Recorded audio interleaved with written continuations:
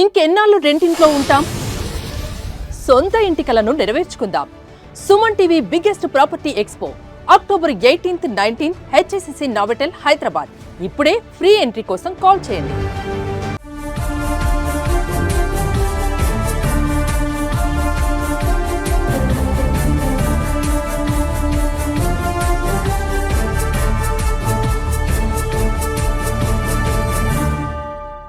పరకామణి అంశం పరాకాష్ఠకు చేరుకుంది.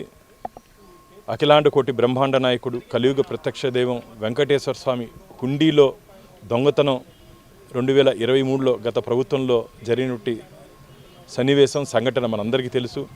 దాని మీద అత్యున్నత న్యాయస్థానం 13వ తేదీ లోపల ఆ రికార్డ్స్ అన్నీ సమర్పించమని చెప్పి సిబిసిఐడికి ఆదేశాలు ఇవ్వడం జరిగింది. కొన్ని కారణాల వల్ల వాళ్ళు దాన్ని సమర్పించలేకపోయామని చెప్పారు. దాని మీద నిన్న చాలా గట్టిగా హైకోర్టు పోలీస్ శాఖని హెచ్చరించడం జరిగింది. అందులో భాగంగా ఈరోజు రాష్ట్ర ప్రభుత్వం నుంచి సిబిసిఐడికి సంబంధించిన ఉన్నతాధికారులు ఇక్కడికి రావడం జరిగింది.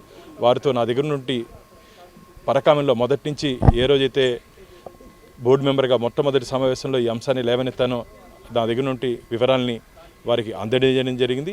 నాకు నమ్మకం, విశ్వాసం ఉంది.